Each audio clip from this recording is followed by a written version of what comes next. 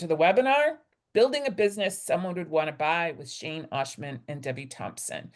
We'll be telling you about Entrepreneurs Forever, about our upcoming programs, and then we'll have time at the end for sharing. So we've heard from most of you, and a few more are jumping on. We'll let them in as well. And Entrepreneurs Forever, our mission is to empower all small business owners to grow thriving businesses, to sustain their families, and support their communities. 2 upcoming programs, one on September 25th, which is a week from this Thursday. It's in the morning at 8:30 in the morning.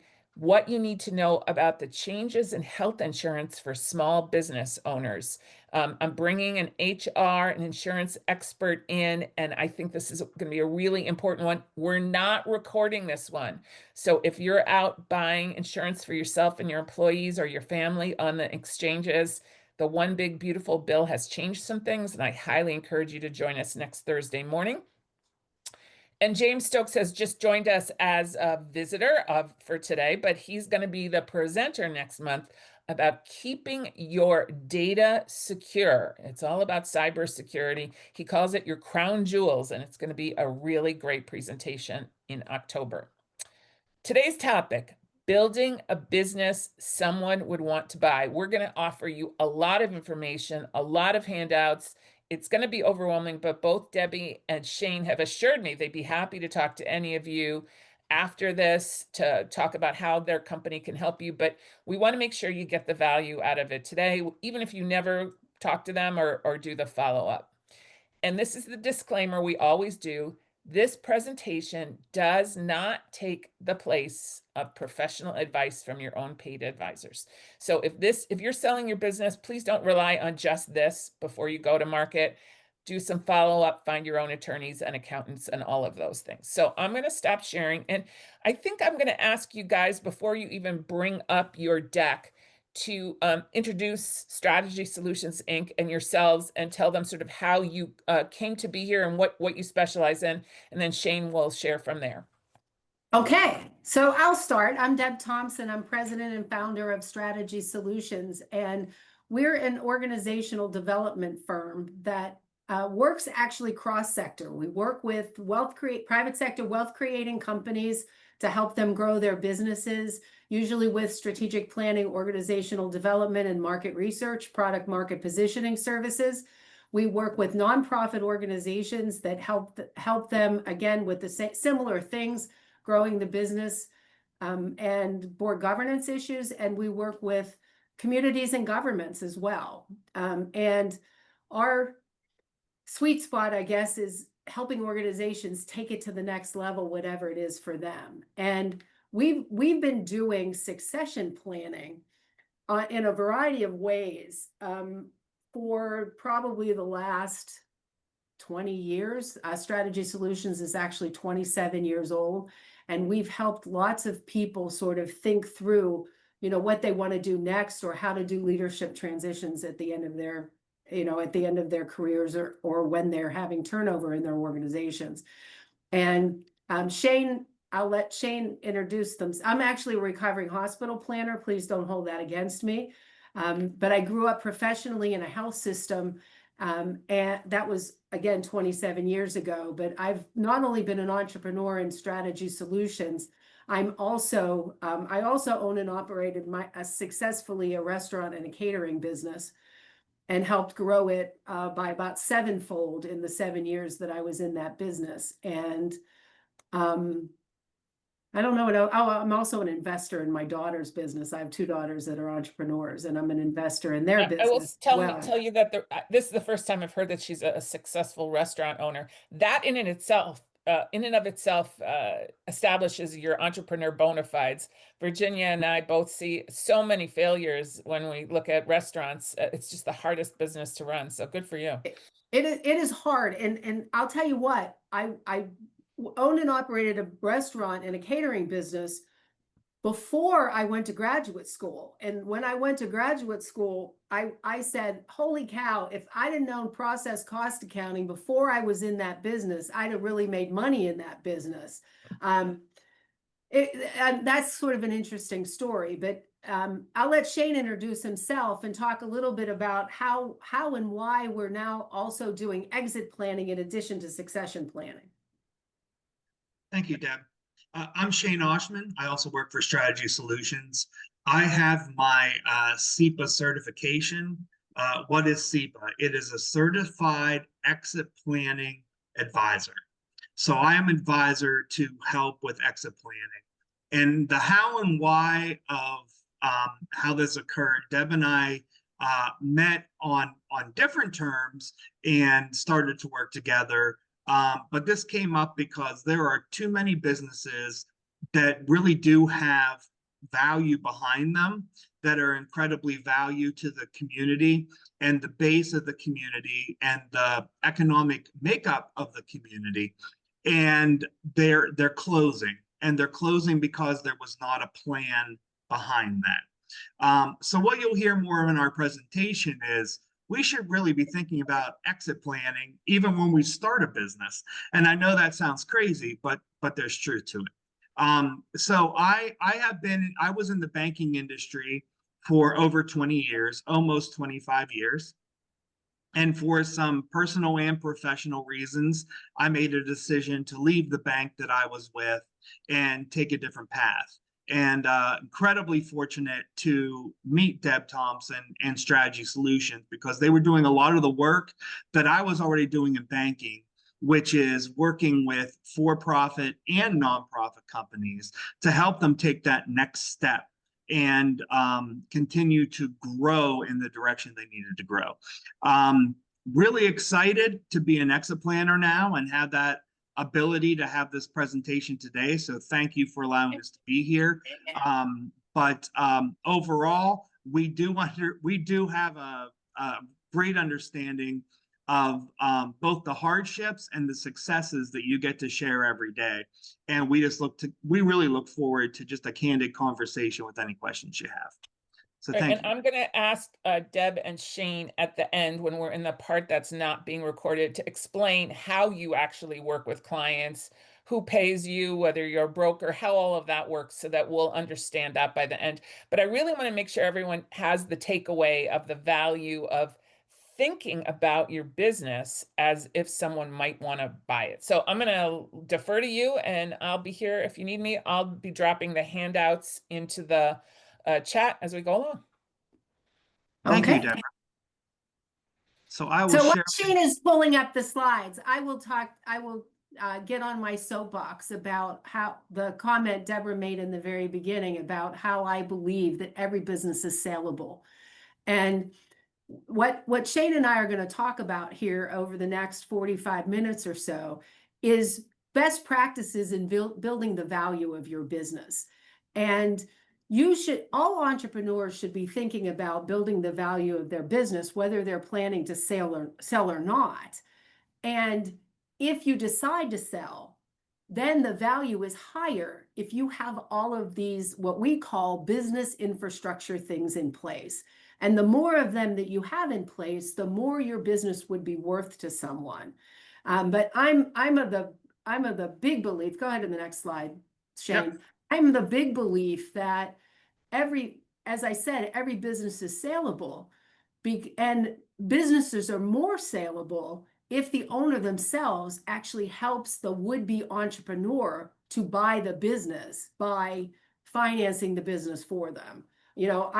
So today we're here to talk about educating participants on the elements of best practices in exit planning that also happen to be best practices in building business value. So if you're not anywhere near retirement, that's okay, because these things that we're talking about today are things that just help you build the value of your business. And the more you have them in place, the more likely you are to actually make more money while you're in business. And actually do a deep dive into the elements of exit readiness to help you understand the capacities that a company should build. So this is about internal capacity building for your company. And the more of these internal systems that you have in place, believe it or not, the more marketable your business actually is when you go to sell it. Go ahead to the next slide. You'll see these in the slide deck when you get them. Our mission is actually to create healthy communities and strategy solutions. We work cross-sector with community government, private sector, and nonprofit clients.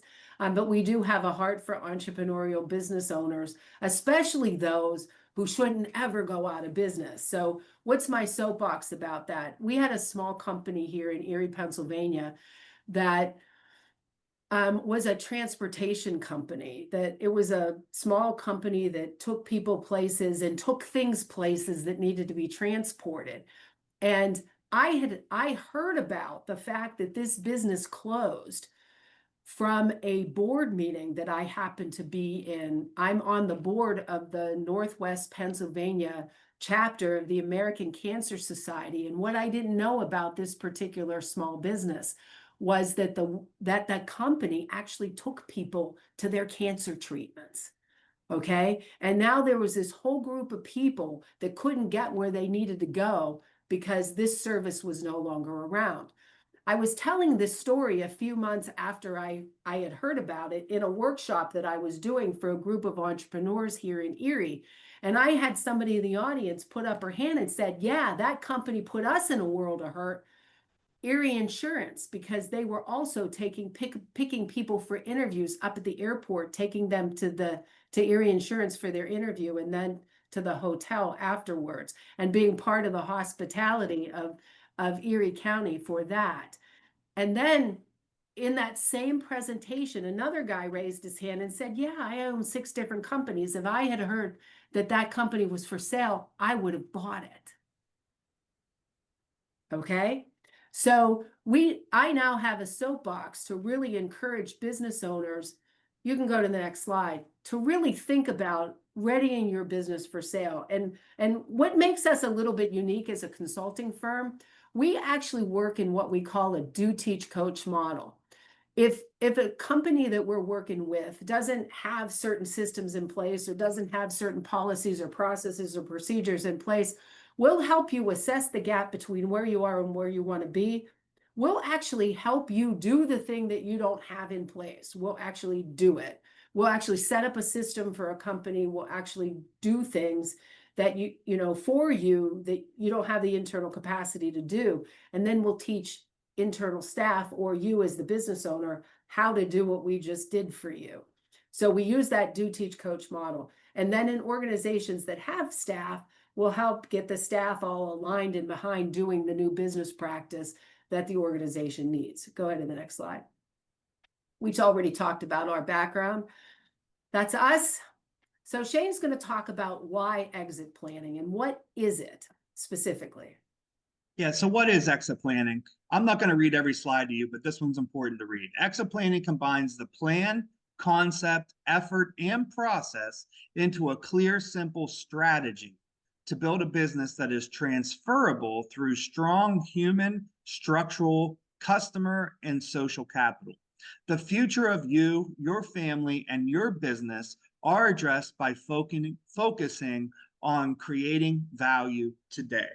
So as I kind of referred to before, I inferred to it, we really should be thinking about exit strategy even before we're ready to exit. And the reason for that is, if you hear this, it's transferable through strong human, structural, customer, and social capital. And you're going to hear a lot about these intangible capitals that we're talking about today. But these are things that are going to continue to strengthen your business regardless of whether you're ready to sell or not. So what is exit planning? It's going to deal with personal issues.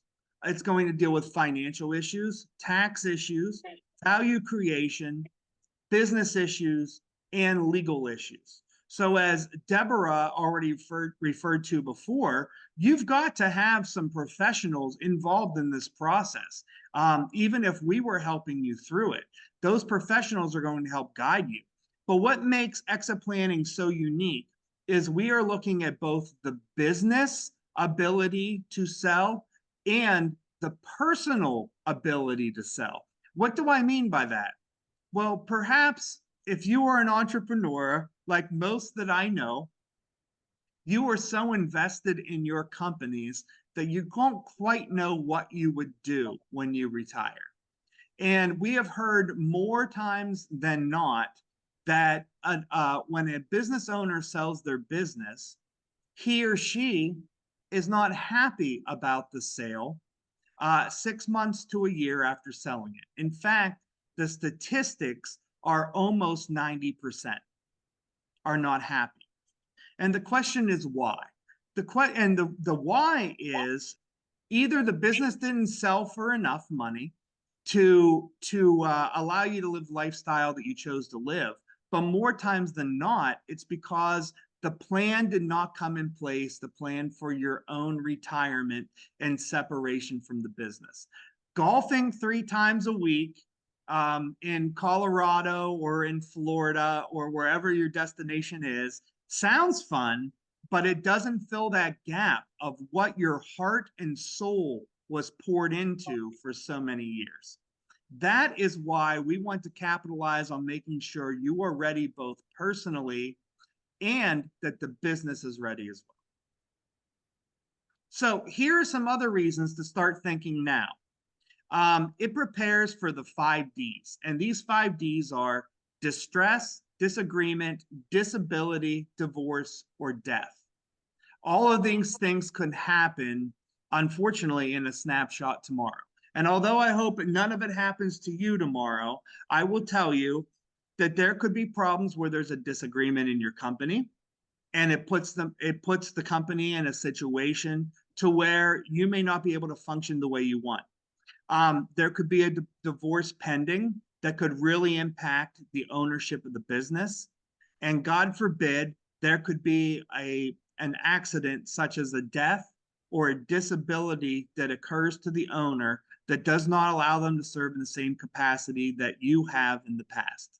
And then just distress. Is there just so much distress in the business, so much hardship that we're just not sure how we can move forward into the future of the business? And these are all things to be considering now, so that there's a game plan that if something really unfortunate occurs, the sustainability of the company continues. Just some exit planning facts. 69% of owners say exit strategy is a priority, and 36% of owners have said it is their top priority, while 68% of owners have completed formal education of exit planning. Good for you. Those are fairly good numbers.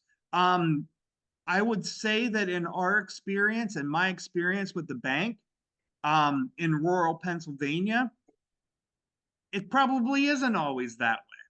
And maybe people are ranking themselves perhaps a little bit higher than they should, but the truth of the matter is you are so busy doing the day-to-day work that needs to be done, you really don't think about exit planning until it's imperative that you do exit planning. Does today count as formal education about exit planning? It does. It does. It does. Check the box. So there are really 3 legs of the exit planning stool that we're going to be talking about today. It's maximizing the transferable business value. And we're going to talk in some detail about that later today. It ensures the owner is financially prepared. So it gets back to that statistic that almost 90% of business owners regret selling their business. Part of that is they didn't plan for retirement, but part of it is maybe they weren't as financially prepared as they thought they would be because of the amount of money they were pulling out of the business to live the lifestyle that they choose. And then last would be ensures there is a plan for what is next. And that what is next is both for the business and for the owner. What is next? So now we're going to talk about the value maturity index. As we work through any sort of a procedure with a company, we're talking about these things. We want to identify really what's going on in the company and what's going on in the personal makeup of the business owner. The next step is to protect. What do I mean by protect? Well, we first have to protect our business before we can do anything else with it. So a lot of the protect step is making sure the right policies and procedures are in place, that you have the right employees, that you have just the ability to really streamline the work that you're doing without there's enough fires that come up in the day-to-day business of a business without not first protecting against some of the things you already could. Build is kind of self-explanatory. We're going to continue to build the business into not only a more profitable company, but more importantly, a more streamlined, efficient company. Then you have a choice. You can harvest. You can pull the money that you have and take it for your own use, parts of it, or you could sell and completely harvest. Or the decision could be, we have no intention of selling right now, so we want to continue to manage it. How will we continue to manage? For the sake of our conversation today, we're really going to focus on protect and build. And why are we focusing there? Well, first of all, as I already said, the most important thing you can do is protect your business, to have the right policies and procedures in place before you can do anything else with the business. And then, of course, the idea is to build your business. Not only will it become more profitable for you, but by increasing what we're going to talk about, your intangible assets, to continue to build the business in that direction, you will not only have a more profitable business, but you'll see a better bottom line at the end of every year.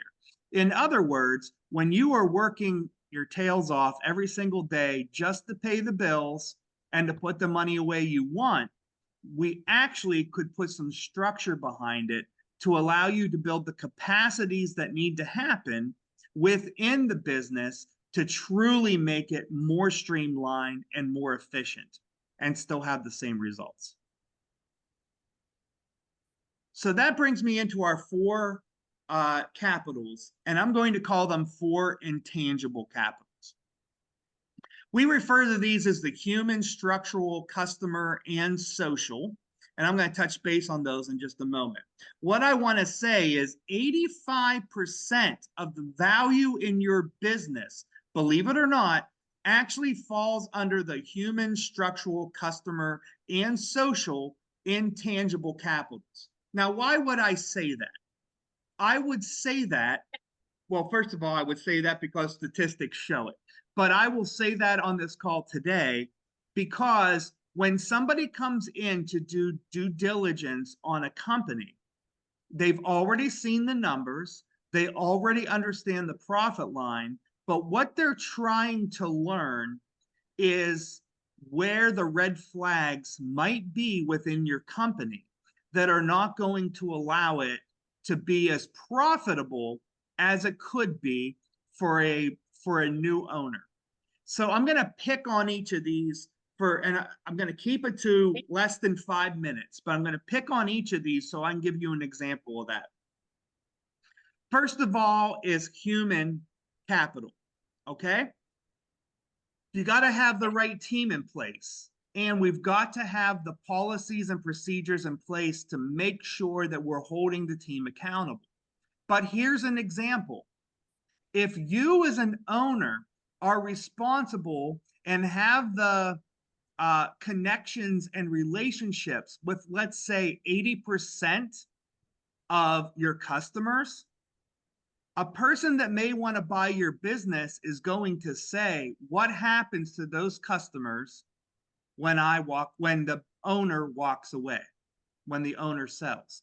Additionally, if the organization is a mature organization and many of the members intend to retire at the same time as the owner sells, who is going to continue to service that customer, those customers? That's a red flag.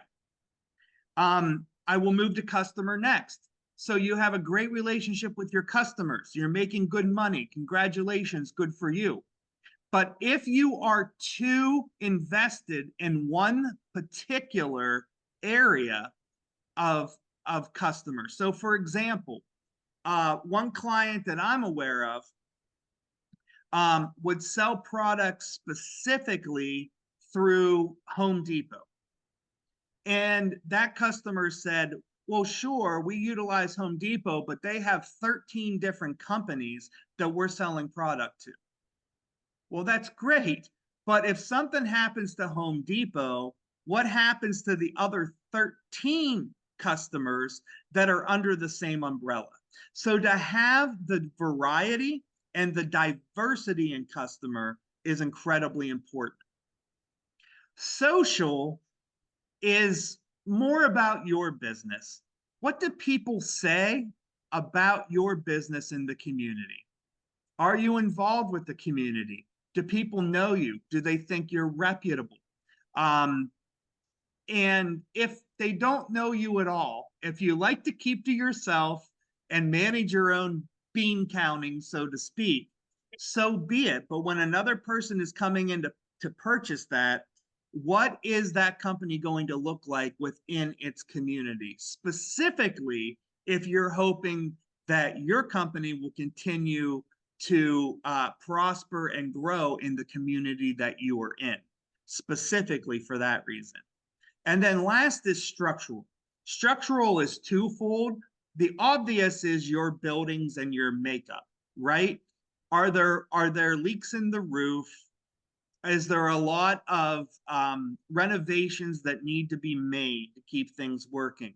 But the bigger piece of structural is to think about, are things streamlined?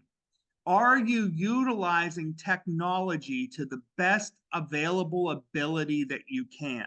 Not for the purpose of replacing jobs, but rather to run an efficient business, including having those policies and procedures in place. Most of the protect step that we talked about is going to fall under structural. You have to make sure you have those policies and procedures. Nonetheless, human, customer, and social fall there too, because you could be putting risk on your business if you have not refined these and specifically diversified these in the way that you need to. I kept it to 4 minutes. I hope that was okay. So tangible versus intangible assets. So tangible assets, which is at the bottom, they're your financial statements. They're your accounting system. When a person is thinking about purchasing your business and they look at your financials, they know in a snapshot whether or not they think they can continue to be successful under the plan that you have. But if you look, pretty much 80% of that business is made up of the 4 capitals: the human, customer, structure, and social. They are intangibles. And when looking at a value of a business and trying to accelerate the value of that business, your accounting systems and financial statements will give you a 1-to-1 or maybe a 1-to-2.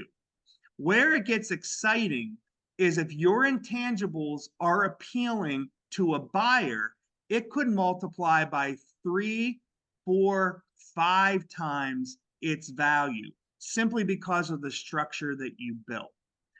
I'm going to give you one example before I move on from this slide. It's from my banking years, but I think it's something you can identify. So many times, most of us or all of us own homes, and many of us own our own business building, right? And we get an appraisal back. And we would say, I know my house can sell for more than this. I know my building can sell for more than this. And that appraisal says, or that appraiser will say to you, well, objectively looking, we took 3 different comparable properties within the vicinity of your house or your building, and we placed a value based on the comparable properties. Nonetheless, they don't give credit for an oversized garage. They don't give credit for swimming pools. In fact, in some cases, they're liabilities. They don't give credit for how beautifully you have the home decorated and made up, or the layout of the home for that matter. They're only looking at square footage, land, and the vicinity in which the house is. the truth of the matter is you're probably right. You probably could get more money for your house or for your building if the amenities were appropriate to the buyer. But from an objective standpoint, the appraiser puts on the value that aligns with the other three comparable properties. The comparable properties are the tangible. The fact that you have additional amenities that matter to a specific buyer, which could be location, it could be land, it could be the amenities in your house, such as a swimming pool or oversized four-car garage, etc. That's where the intangibles fall and why some houses sell quicker than others. We want to make sure that your businesses can continue to work on building these intangible capitals because it only makes you more valuable. Shane, let me just ask you a question because I like that example. Hopefully my house sells more than what the appraiser puts it at, right? But Right. some of that is because the realtor, points all of those things out to the buyer and there's great marketing. In the idea of a business sale, how do you capitalize on those intangibles? Yeah, so that's a great question, Deborah. I will pick on banks only because I know banks best. But a bank will think that they want to expand and buy out another bank. The first thing they do is they look at the intangibles. They look at where the bank is at from a profit standpoint, from a return on assets, return on equity standpoint. But the next thing they do in their due diligence process is they start to look at the daily activities of the bank. Do they have the right number of employees? Are the employees pulling the workload that needs to be pulled? Or is there a area in which they're inefficient? Do they have the correct policies and procedures in place?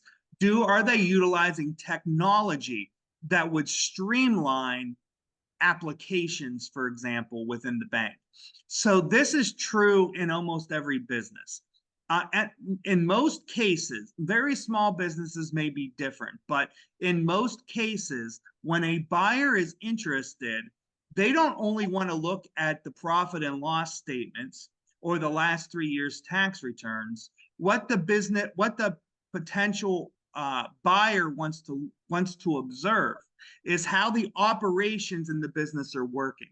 So being able to showcase all the policies and procedures that are in place, being able to showcase the employees that will continue to remain on staff and how they're already working with the customers and the customer base rather than just the owner. These sorts of things are how it showcases to make sure the business sells.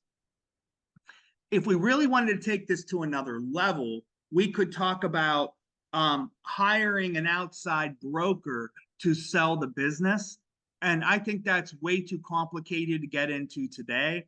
But if that were to occur, that broker is specifically looking at those sorts of opportunities to see the intangible capitals to put the price tag on the business. But as the owner, it behooves you to figure what those are so that you make sure it gets communicated, whether or not there's an intermediary or not. Absolutely.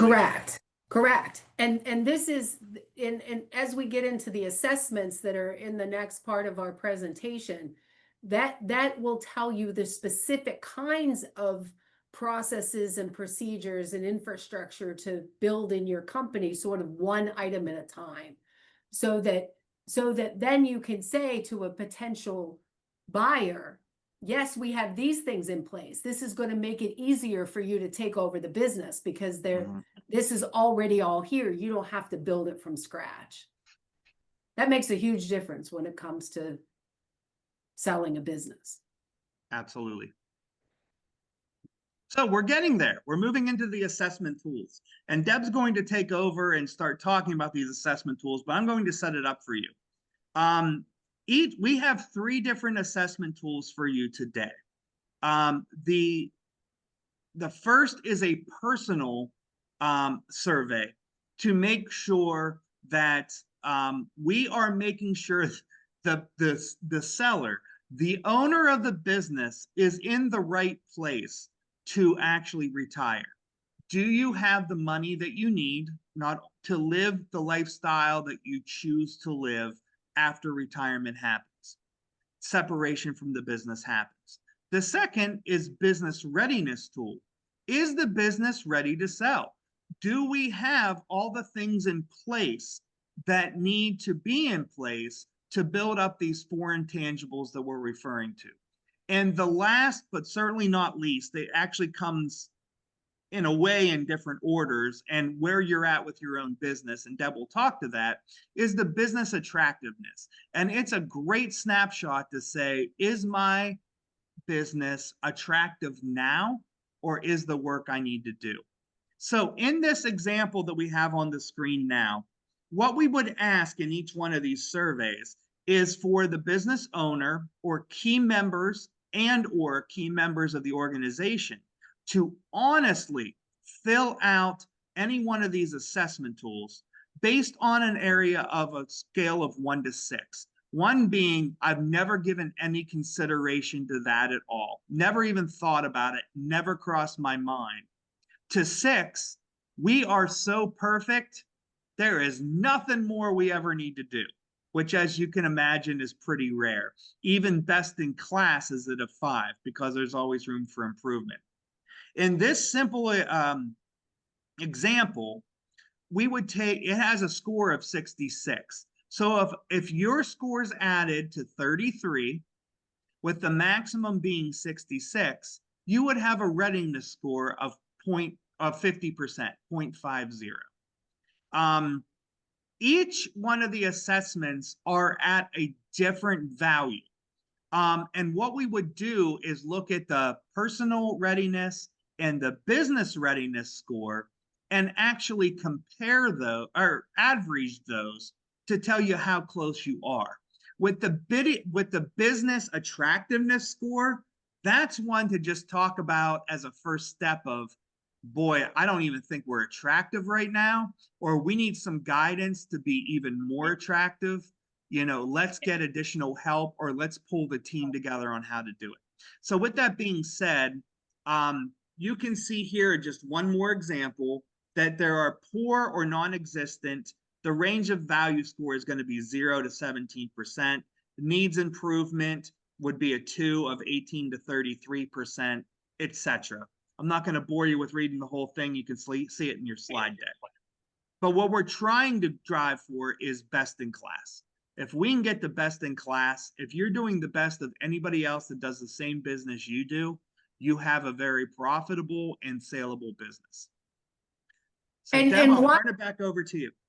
And thank you, Shane. And while these assessment tools are things that you can do for yourself, okay, there's value in having an outside third party kind of go through it with you to give you kind of an extra set of eyes and a reality check on what it is that you think you might have in place. Okay, so I'll give you an example. So this is the personal readiness score. Now, Deborah is going to put in the chat the actual document, because Yep, what's it's there already. It's a PDF for them to download. Yep, so you can actually download it from there. It's a PDF form. And this is only half of the questions that are on the personal readiness score. But if you look at these, a written personal plan. So what is that? Well, somebody might say that, you know, I'm going to retire at age 72 and I'm going to play golf 3 times a week. And they're going to write that down on a sheet of paper and call that a written personal plan. Well, I don't call that a written personal plan. I call that writing down a couple of ideas. Okay. So so checking the box to say I have that in place, and actually having thought through what it really means to have a written personal plan. These are the elements that you want to think about in terms of your own personal readiness. Do I have a written personal plan? Do I have a personal financial plan? Is there a personal estate and tax plan? Is there knowledge of the net proceeds of each exit option? So what does that mean? So you could be exiting, like, what's it mean if you just exit and close the door? What does it mean if you exit and actually sell your business to somebody who can get financing? What does it mean if you sell your business and actually hold the note on the business?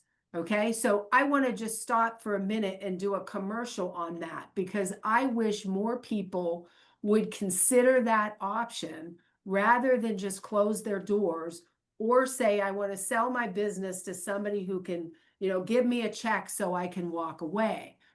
There's value in my mind, at least, in being that person who can help a younger entrepreneur get into business that would want to be in business.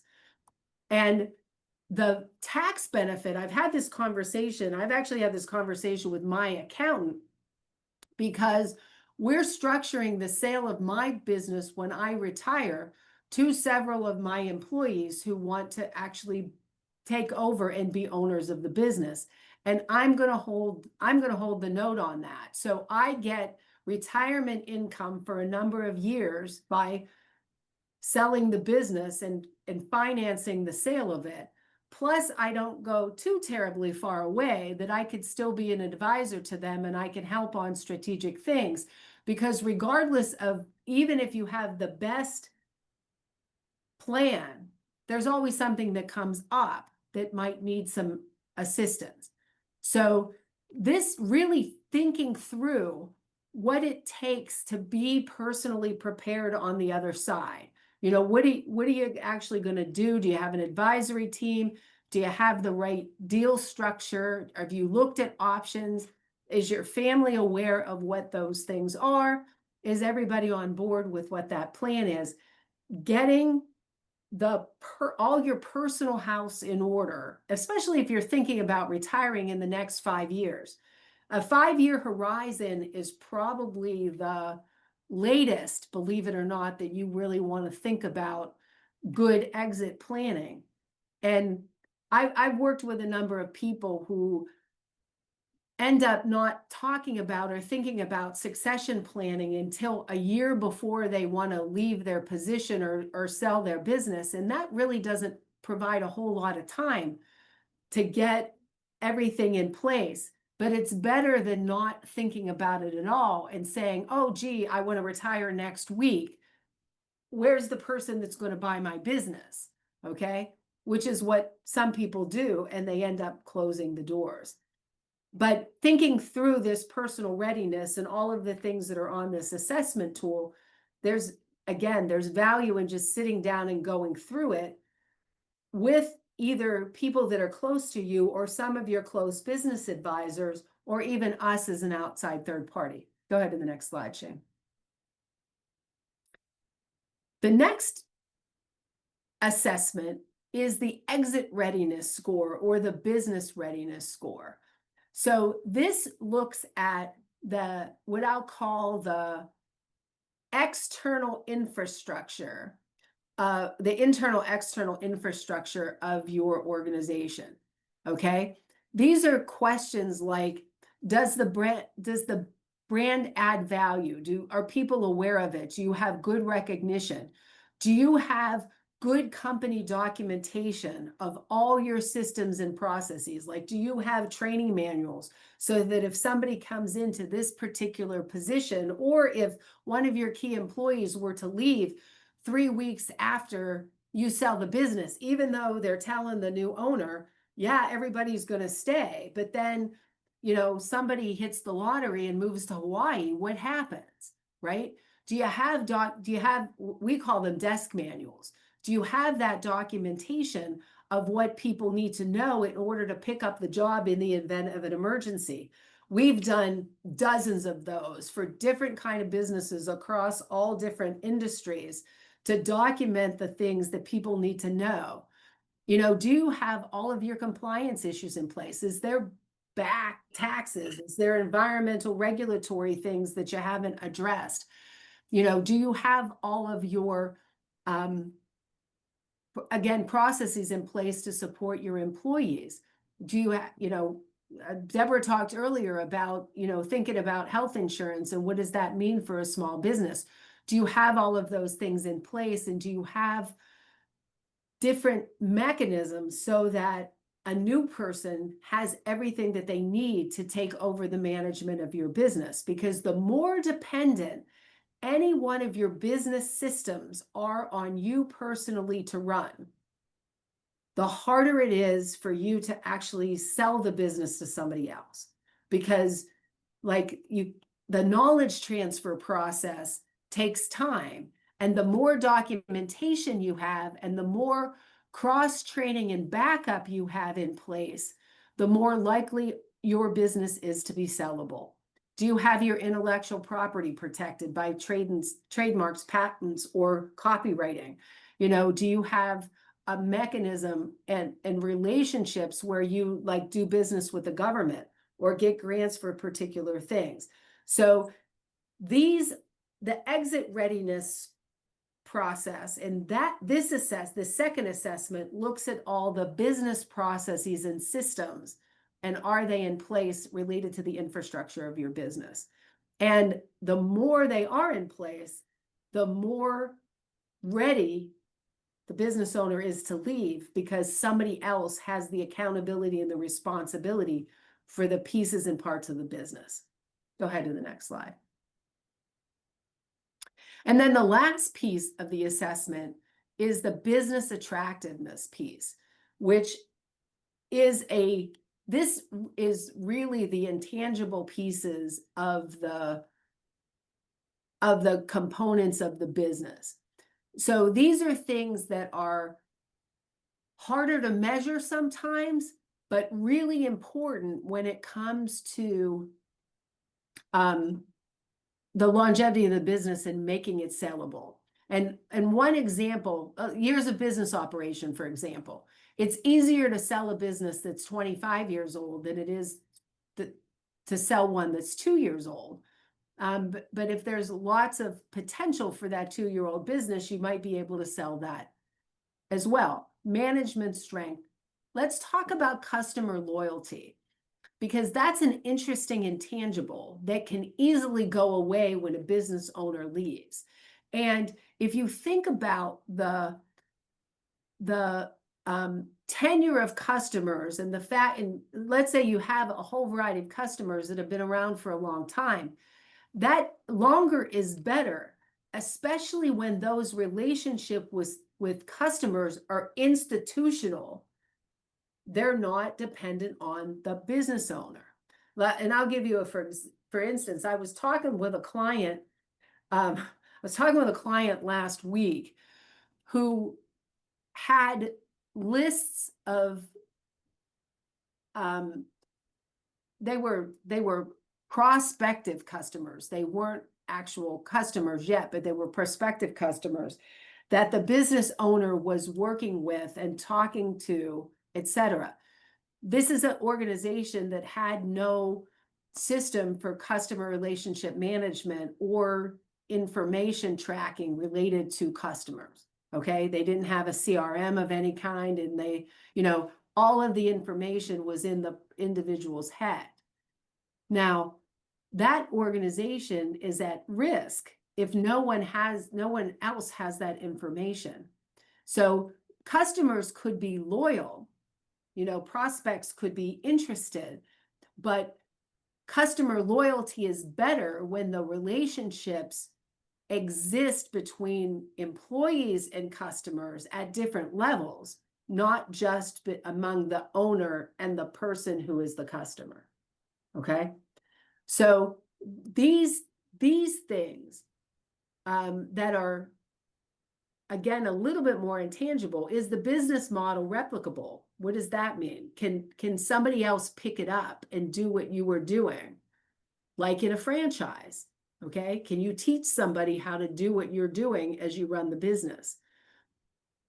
So these are things that you want to assess, give yourself a rating for, and then look at where are the areas where your business is strong and where are the areas where your business is weak.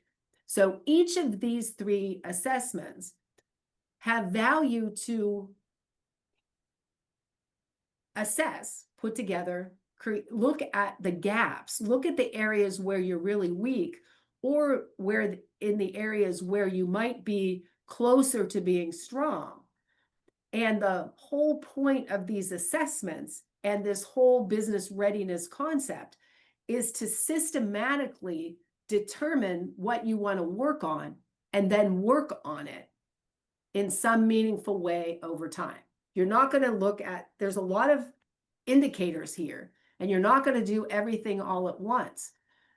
The trick here is to pick one or two things at a time and work on them one step at a time. You can only eat an elephant one bite at a time. Go ahead to the next slide, Shane. So to Deb's point there, that's exactly what we wanted to get into. The tangible versus intangible again. So the first thing we take is return on EBITDA or the return on sales. You can calculate it either way.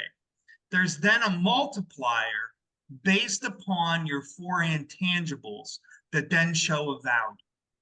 This is not a hard science. Again, it doesn't necessarily prove that that's what you're going to sell your business for.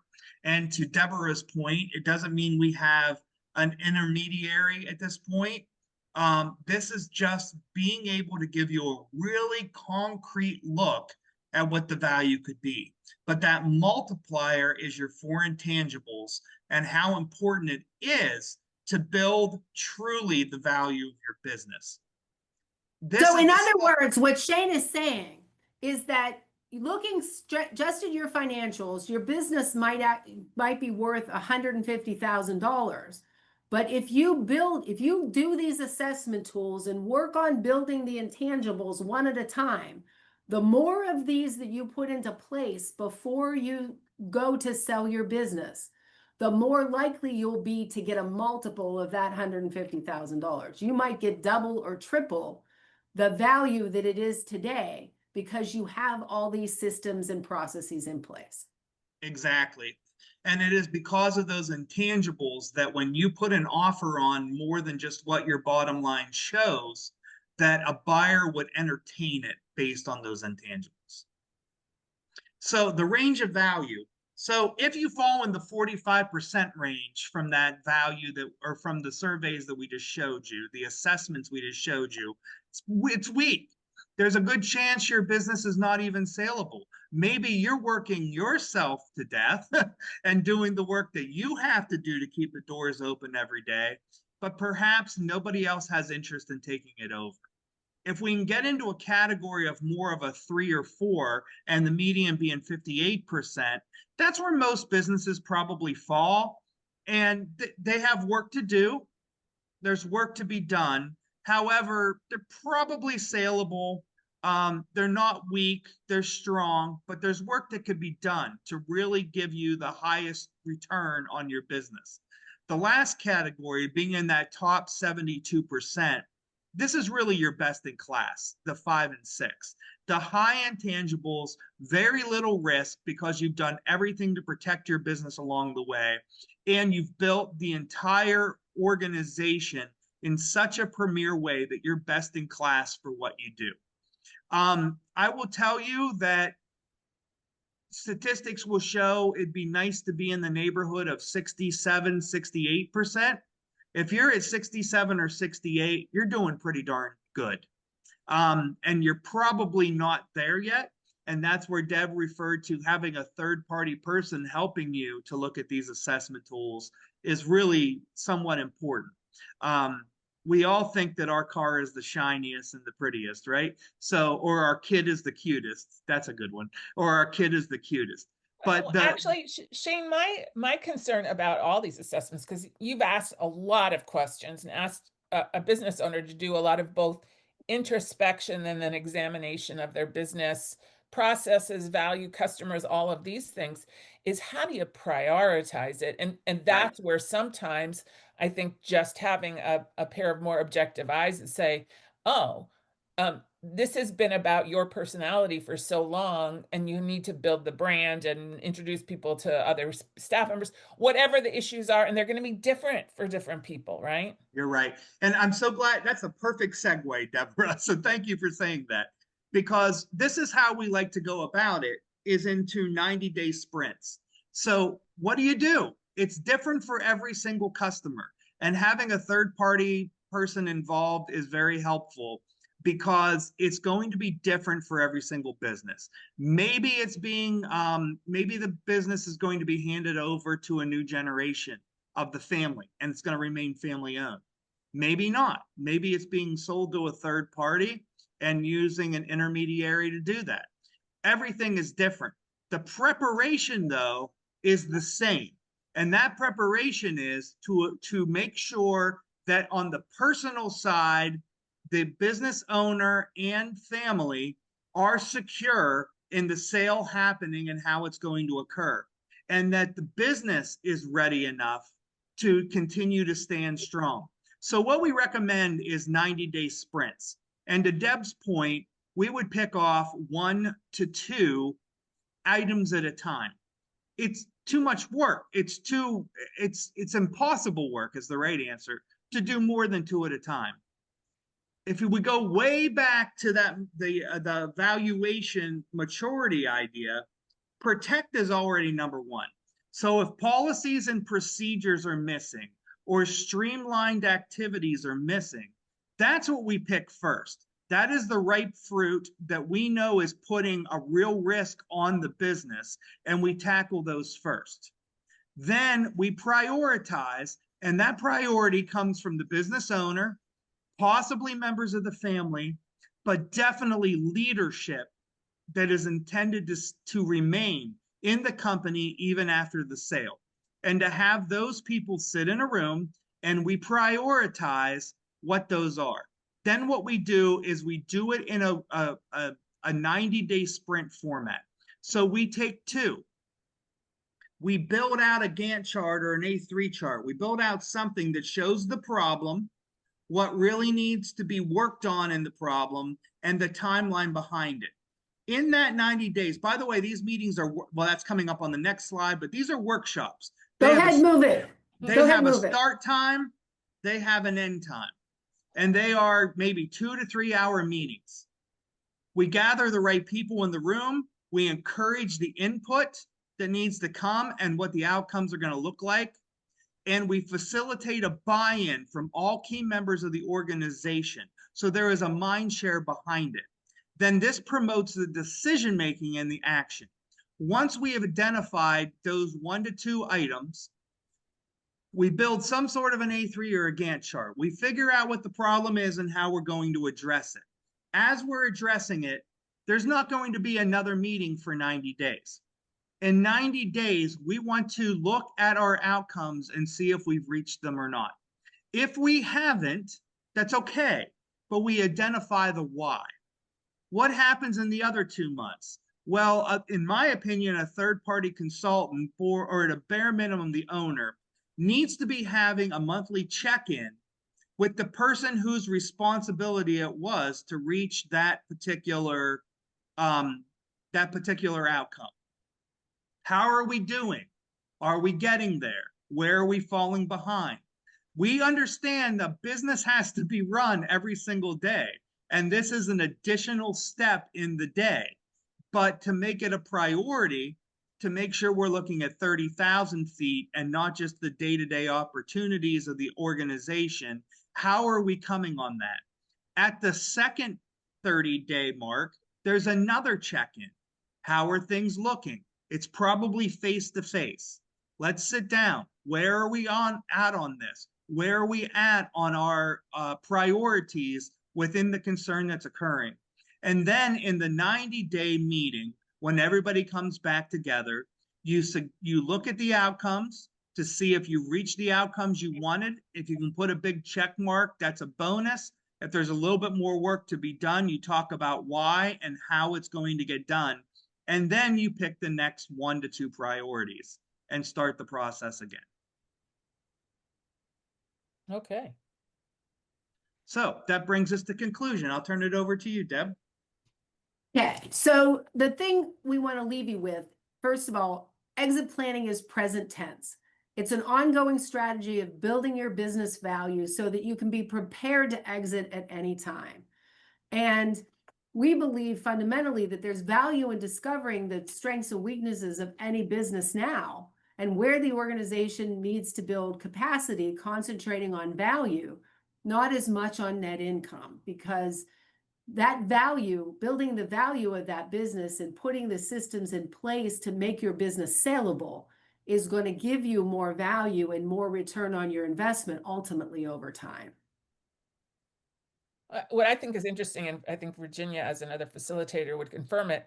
All of these are best practices for running a great business. It's Mhm. not like we're just reminding you that a potential buyer or a potential successor of any kind is going to need you to have your ducks in a row, and it's time to do it right now.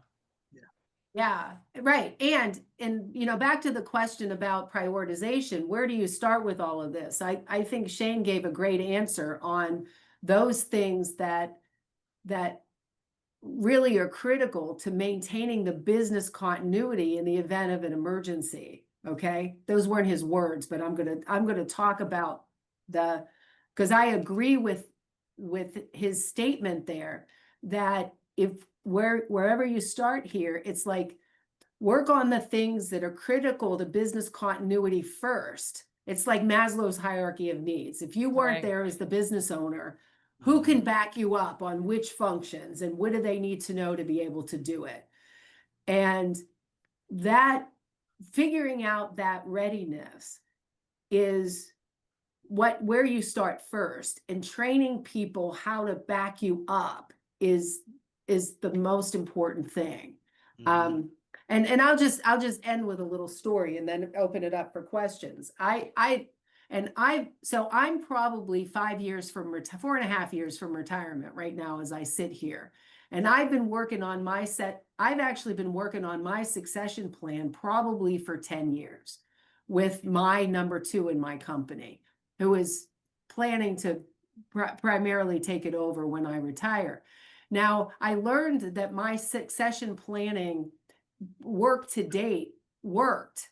Okay. When I had a personal crisis, I was actually scheduled to go to Tennessee. It was a Monday morning, I was leaving. Sunday, a family tragedy happened, and I wasn't going anywhere on Monday. Okay. Jackie, she actually drove to Now, this was a client she had never worked with before. Okay. I had been working on preparing for this project and working on the preparation for everything. She wasn't involved in the project at all. She got in the car, drove to Tennessee. She facilitated their board retreat, and she completely finished the project, successfully working on their strategic plan and an action plan. And I never touched the project again. Okay, That's prepared. Okay, that's prepared. Shane, do you Okay. have a closing slide there? Yeah, so it's just how can we can help organizations that are growing that need to build management capacity or scale to increase the value of their business, organizations where leaders are thinking about retiring or exiting, and organizations who want to get a litmus test of where they might be in terms of value. That's how we would be able to help you, and we'd be more than willing to talk to any of the people that are on this call just about where you are at in your process with your business. But yeah, it does come back to those 5 Ds, as Deb and Deborah both referred to. We never know when we might have to sell that business, and protecting first is the most important thing we can do. So we will now move into questions and discussion. All right, so the contact information's here, and I'll be also sharing that in the follow-up, and it's on the deck. So Shane, why don't you close that deck? Sure. And I'm going to stop the recording.